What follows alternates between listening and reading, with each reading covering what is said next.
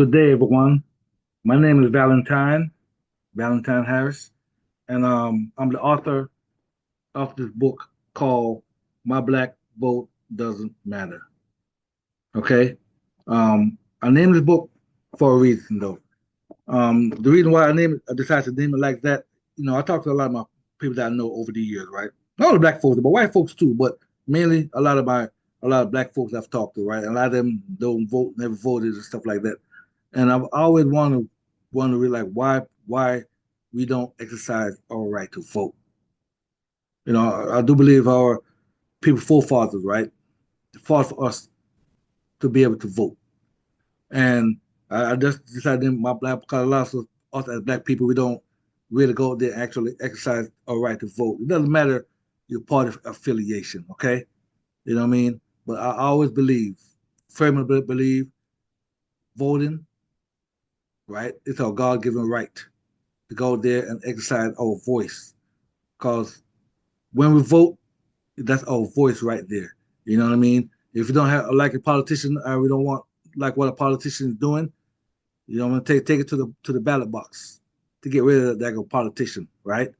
Okay, so this book, My Black Vote Doesn't Matter, it's available on Amazon. Okay, so right now I'm about to share my screen. I'm about to go into this book a little bit, talk about it. Okay, so hope y'all can see the slide.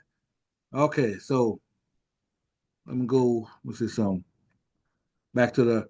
Okay, just like I said, right? My Black Vote Doesn't Matter. A Political Analyst by Valentine Harris. Okay, so let's talk about the introduction slide, right? Okay, so I got my little notes right here. Right here, I got my little notes so I can keep on topic. Okay, all right. So the presentation provide an overview of the key themes in my Black Vote Doesn't Matter, right? Okay, so in the book, I do discuss the importance of voting in American history, how important it is, for us to really go out there and show these politicians that we mean business, right? Okay, challenges faced by black voters, right? Disenfranchisement by systematic barriers, right? Because I always believe if our vote does not matter or wasn't that important, why would the powers to be try to stop us from voting? Why would they even try to do that? Huh? Think about that, okay? Because they're afraid. Because they're afraid if we start thinking as a collective whole, you know what I mean, and we start paying more attention to what's going on, we can stop a lot of these politicians from doing what they're doing by creating these laws out there that could really hurt us in the long run. Maybe not us or me that much, but our children and our grandchildren. Okay, so I also talk about voting as an act of empowerment and historical significance, right? Book discuss that as well. The book explores political strategies, black conservatism, and voter suppression. Like I was saying earlier, why would they even try to suppress our vote if our vote did not matter? Yeah. Okay, so in chapter one, I go more mainly deeply, right? And let's see some slide three, right? The power of the black vote, right? The power of the black vote, the historical significance of the black vote. Okay, so the chapter discusses the significance of the black vote and shaping American politics. It examines key moments in history where black voter participation influenced major elections. Remember, black voter participation influenced major elections and explored the continuing efforts to suppress or control the voting bloc. Okay, so the impact of civil. Okay, we also talk about in the book the impact of the civil rights movements on voting rights. Okay, I'll listen to Roland Martin, right? A little clip on Roland Martin. I don't know if y'all. Roland Martin is basically a political commentator that has his own show. You can watch it. You can watch the show on YouTube, right? I was just listening to him today, and he was saying right now, he's saying it doesn't basically right, and I'm paraphrasing really. It really matters who you vote for. Because right now they got four justices on the Supreme Court right now. They're trying to roll back, you know what I mean, the 1964 voting rights, the Civil Rights Act. Okay, they're trying to roll all that back. Four people on the Supreme Court. You understand that, right? So that's why it matters who you vote for. It matters who's in that White House. Because you can say you can vote for this guy president of the United States, right? Well, whomever you vote for, the president. It doesn't matter if it's a Republican or a Democrat, right? A president normally will only do between 4 to 8 years, right? You know how much damage a president could do. Imagine the president appointing someone on the Supreme Court. And the Supreme Court is a lifetime appointment. You understand me? Even if the president in that president's mind, the president is probably not be thinking all the 9 times they are, but they might not be thinking a certain way, right? They might not be thinking a certain way. Imagine that. And they put someone on the Supreme Court, and the same person on the Supreme Court, the same person on the Supreme Court, 5 years from now, could kick back a law that the Republicans, Democrats, whomever, be trying to get rid of. Just like what they did to affirmative action. When they kick back the abortion, a woman's right to abortion, all the stuff, whether you agree with abortion or not, right? It's up to everybody. Believes some people are Christian, but how I believe in that, who am I to judge the next person? That's between them and their God. That's how I look at it. Okay. So I don't know why people begin upset if someone want to have an abortion. That's a different topic, but you know what I mean. But it's up to them and their Lord and their doctor. That's all I gotta say about that. It's up to them. Okay. So the book also goes into the modern implications of the black political participation too. You know what I mean? Because we have a lot of black like people out there, you know what I'm saying, whether the church, a lot of activists that's out there that's doing what they're doing to engage. Okay, so now the legacy of Barry Goldwater, right? I had to actually put him in this book. Cause I was reading a book, a couple books I read about Barry Goldwater. One book is called "The Loneliness of the Black Republicans," right? And the other book, if I'm not mistaken, is called something about the grift about the Black Republicans, about grifting, right? So both books are really good books. And I have to talk about, well, when I'm reading about Barry Goldwater, right? You know what I mean? I had to really talk about him in the book because when he comes to, because we all know at one point, a lot of black people used to vote Republican. And the reason why, according to the book, right, that these books, why Barry Goldwater, why black people started going to the Democratic Party, because Barry Goldwater was a Republican, and he was a known racist, and he said a lot of stuff. He was against the 1964 Civil Rights Act, anything that would benefit black people that they go put into law publicly. He was against that stuff. Okay, and black people wasn't standing for that. So guess what they did? You know what I mean? That's why they overwhelmingly voted for JFK back in the 60s. Okay? That's why a lot of black people went from the Republican Party to the Democratic Party. And right now, during the last election, the 2024 election, I actually starting to see a little shift right now. You know what I mean? That black people slowly but surely is probably going back to the Republican Party, right? Because it increased, according to some polls, right? It actually increased about 2% than the 2020 election. 2% of more black people voted Republican in this election, right? But to me, this is how I feel about that part. We're not going to really tell until the next presidential election to see, to really gauge. Is black folks, is actually more black people, are they really going back to the Republican Party? We're going to see about that in 2028, right? Maybe 2026. Who knows? But we'll see, right?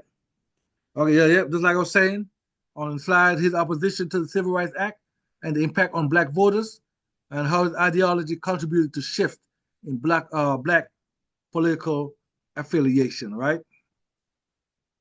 Yeah. So the chapter that's what chapter 2 talk about. Now chapter 3, right, talk about modern black conservatism. Right? So the key black conservative figures, right? Byron Donalds, right? That was in the book I was reading. It's called The Grift. You know what I mean? About the Black Republican Party, and Tim Scott, right? You know what I'm saying? Those two people I know. Not I don't know them, but I see them on TV all the time. So a lot of stuff that everything in my book is factual, right? But a lot of those things that when I was writing about Tim Scott and Byron Donalds, it's like I was living it because I was seeing them on TV talking about the stuff that I actually wrote about it in this book, right? But J.C. Watts, though, you know what I'm saying? He didn't stick it down. He's doing. I have to look him up. Live a good quiet life, but you know what I mean? He was another black conservative, right? And this is how I feel, right? When it comes to conservative, liberal, moderate, and stuff like that. I believe we need all of that stuff. You know what I mean?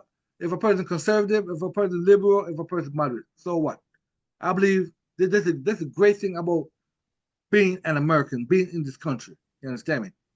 Is the diverse political affiliation that is in this country, right? You understand me? Because imagine if everybody was the same, right? Life would be boring. Things would be boring, right? You know what I mean? I like to see black conservative, uh, black liberal, black moderate, whatever, right? That's the good thing about this country. The only thing, like especially when it comes to like the politicians, right? Whether they are it's just for them just to be fair across the border when they're creating laws, right? Don't create laws that's gonna suppress people, but try to help people. You understand me? That's where we come in as voters, right? Okay, okay. These people, right? They rise in politics and influence on black voter perception and the challenges and criticism faced by black conservatives because you know a lot of times, especially as black people, right? Black if they're conservative and in the public eye, a lot of times they do get criticized though. A lot of them do.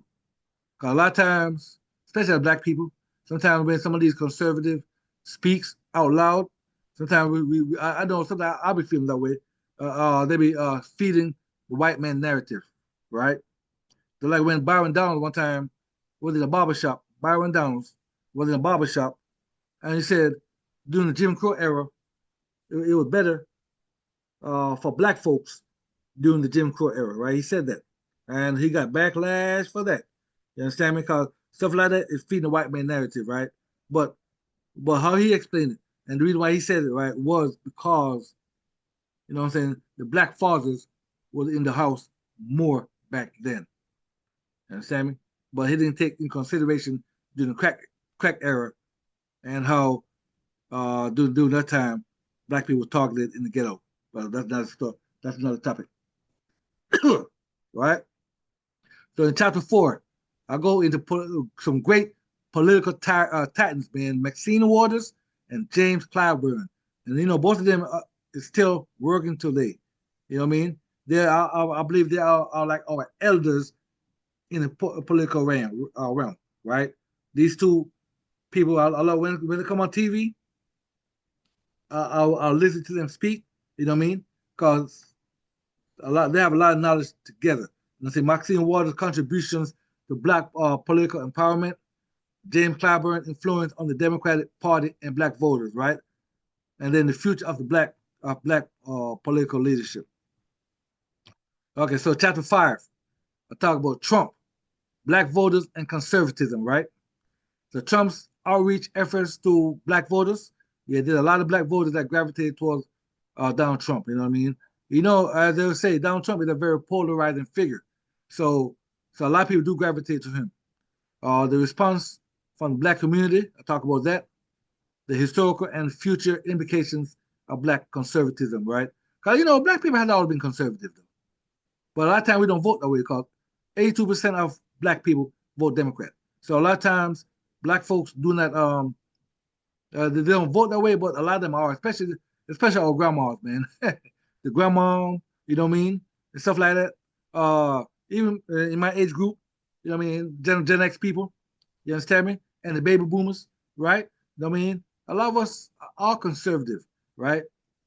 We might have voted away, but a lot of us are. Okay, but the book chapter 5 discussed that. Okay, so chapter 6. I mean, talk about the KKK and the political influence, the historical evolution of the KKK, the organization's influence in politics and law enforcement, the lasting effects of racist policies on black voter suppression. Now, all this real right here. Everything I discussed is real. And the reason why I put the KKK in there, in this, right? Because, after slavery happened, and then the KKK came out trying to suppress black people and lynch black people all the way to toward the Jim Crow stuff. So we all know that, right? But what a lot of them started to do, right, once the laws, once the government started creating laws, so you can't kill black people no anymore. You need to stop killing black people, right? When the government started, what these damn KKK members started doing? They started putting on police uniform, right? So they could legalize, legalize, legally. You understand me? They started running for offices, for public office, so they could what? Create laws to suppress you. It happened in my book. I talk about that, right?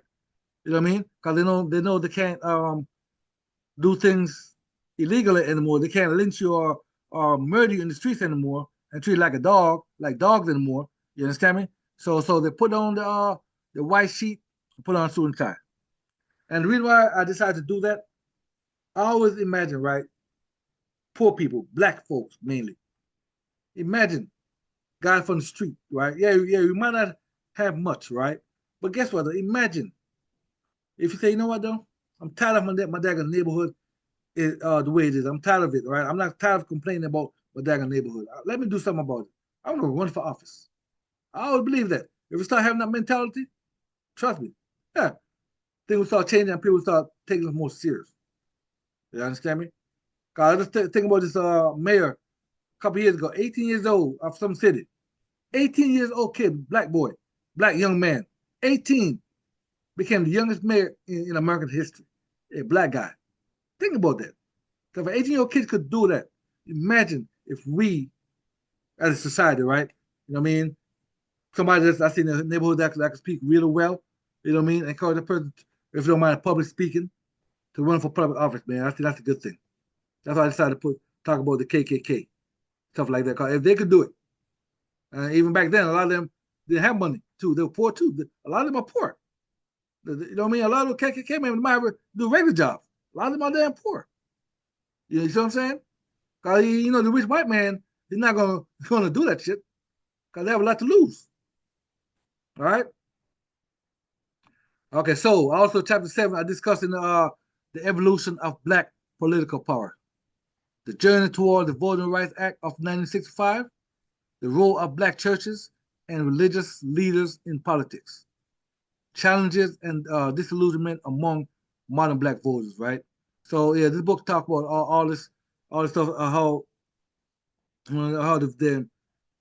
the journey towards like voting rights, like all so many great leaders, man. If it wasn't for the people like Martin Luther King and other leaders, if it wasn't for them, there wouldn't be a voting rights act, at least back then. You understand me? Right? And the role of the church is still even and I do believe the black church to me is very important, right? I don't believe the black church should tell a person who to vote for. I don't believe the black church, no black church, should really endorse a candidate. I don't believe that. You understand me? I really don't believe that. I don't believe people should really endorse people. Like me, if a famous person endorse a person, right? I'm not gonna vote for that person because somebody famous endorser. I'm gonna make sure I do my homework, and that's the type of mindset we need to start having, right? But I do believe the church should play a role, though. All churches, especially all the black churches, should really play a role to encourage the congregation about how important their vote is, their vote are. You understand me? That's how I feel. As the preacher, as a pastor of the church, I do believe every now and then, 5, 10 minutes, or last 5, 10 minutes, and you don't have to wait to uh uh to uh to voting season to talk about it. Okay. But anyway, okay. So next slide. The media and the black vote. How mainstream media and social media influence black vote behavior.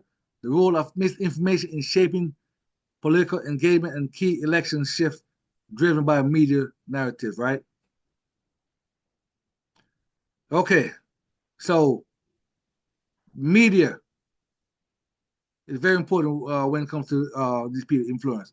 Because sometimes, depending on what you like to watch, you know, whether the Fox News, the CNN, you know what I mean, the MSNBCs, depending on who you watch. You understand me? A lot of times, they're not calling it down the middle like they should. You understand me? And a lot of times, that can shape your mind, you know what I mean, if you're not actually doing research. Like me personally, a lot of people, I like watching CNN. I'm telling you why I like to watch CNN. You understand me? Because certain of the people on there, when I watch them, people like Abby Phillips, Laura Coates, when she come on, Jake Tapper, you understand me? Breonna Keeler, those people, Caitlin Collins, you know what I mean? Rahal Solomon, Audrey Cornish, right? Those people, when I watch them, I know they're gonna be fair with whomever is on the panel, the act president to, whether Republican or Democrat, they're gonna stick it down the middle. Whether you want to believe this or not, you just need to pay attention, right? They're gonna ask these people the tough dagging questions sometimes. See what I'm saying? The real I've noticed that, right? And one thing I like about it too. Sometimes some of the shows they have like panels on the show, like maybe four people, and it could be two Democratic person and two Republican person, and they go at head to head about different policies. I like to watch stuff like that because I'm like, I might agree with this Republican person that say something like, that person right. The Democrat person might say something, I'm like, nah, yeah, right, and vice versa. You know what I mean? I like people with different. I like watching TV and TV shows like that. People that have different perspective on different situations. I like that. I don't like it when everybody agrees. Everybody can't agree. I don't like that stuff. You know what I mean? But anyway, the media though um, plays a very valid role in shaping people's minds sometimes. You know what I mean? Unless you want the one that really do your homework and research these candidates. Because right now, if whatever your congressperson is, right, whomever your congressperson is, you can just Google their voting record and they tell you everything that they've voted for, yes or yeah or nay. You know what I'm saying? And a lot of times you can make your mind from there. See if they're really good for you or not. You know what I mean? Depending on what you believe in. Okay, so local politics and the black vote. That's another thing too, right? GOP strategies to attract the black voters, right? So not only the national politics, right? National voting, very important is the local vote. To me, that's probably more important than the national vote because your local person, your mayor, your governor, your commissioner, whomever. You know what I'm saying? I'm gonna say your city council, all the people, right? Whomever, right? The other one, your state legislators, those are the ones that are shaping policies. You understand me? That can affect you. You know what I mean? See what's going on now when they're trying to when they're going to get rid of the Department of Education. It's bad enough that a lot of black schools aren't getting the funding that they need to them to do what they're supposed to be doing, right?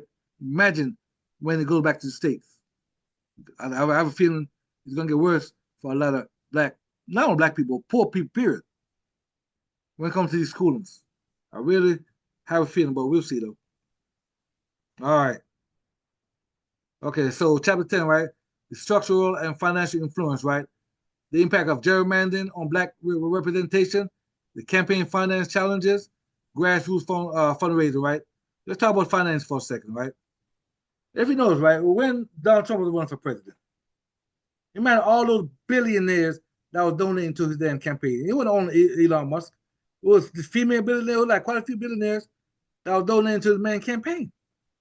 So sometimes I believe, imagine if we, as poor people, average American, started doing stuff like that, right? You know what I mean?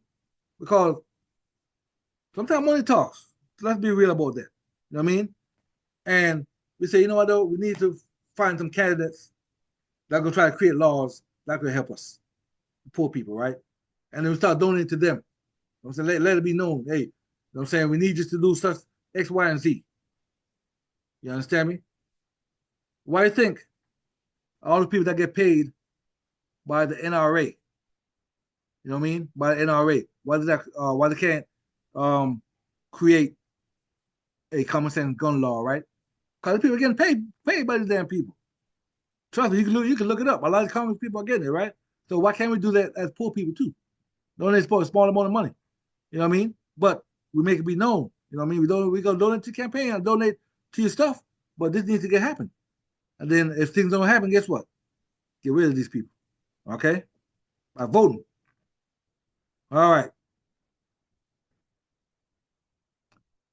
Okay, so of course, shifting the political landscape.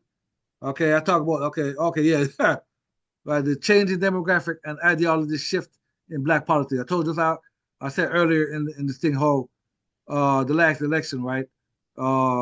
Republicans, I mean, 2% of black people, more 2% more of black people voted Republican in the last election that happened. The influence of cultural figures, right? Like the Breakfast Club. The Breakfast Club, radio talk show that I listen to a lot. You know what I'm saying? They dib and dab into politics. You know what I mean? Sometimes. I mean, how important that is. Hip hop, because I love hip hop. How important I do believe hip hop could be if if I'm not saying like, oh, you vote for this or do this, but be a little bit more political in the music a little bit, talk about the injustice things like the old school rappers used to do, like KRS-One, Public Enemy, rappers like those, freaking Ice Cube.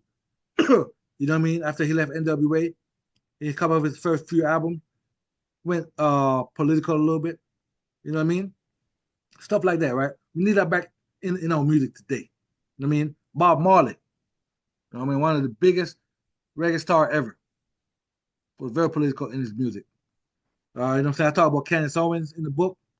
Okay, I even talk about the legacy of Reagan, the Reagan era, and its impact on Black America.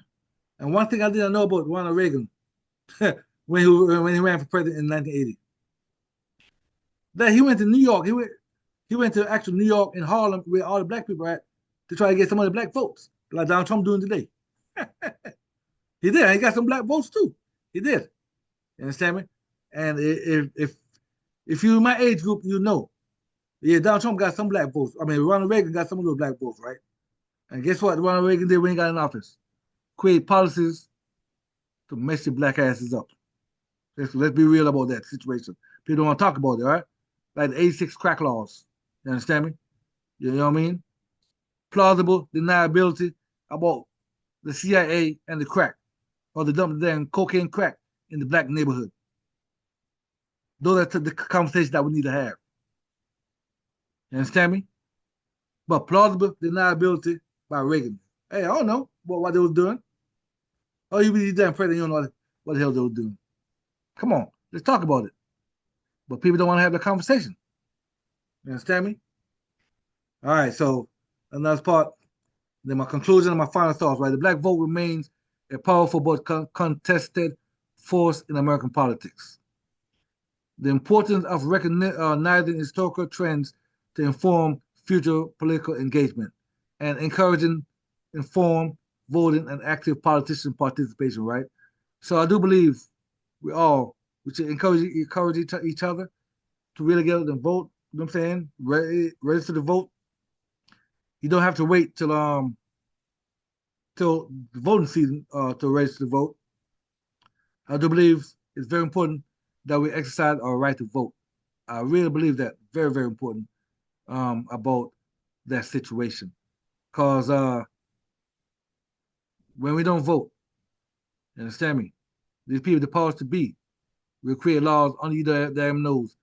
You think they might give you a few dollars, but they could create laws that can impact your life, impact your children's life, your grandkids' lives. They could do that stuff. And you know who's gonna benefit the most? The rich people. The poor white people not gonna benefit because they're poor. They don't give a damn, right? In my book, I also discussed the Bacon Rebellion. You need to look that up. The Bacon Rebellion. How how poor white people the Indians, Native Americans, right? Indentured servants back then, they call them. They all used to get along together, right? Get along great. And the rich white people knows that shit. The rich white folk knows that. Damn, these white people getting along good with the damn niggas, with the Indians. They're getting real good at that stuff, man. Well, what we need to do now? You know what I'm saying? And then they start figuring, or the poor white people start figuring, hey, these damn rich white people, you know what I mean? They're living better than me. I'm white like them. Living better than me. So guess what they did? They had an uprising. 1676. They had an uprising.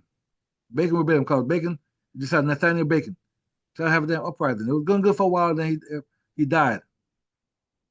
And then governor, you know what I mean, they had to take control back.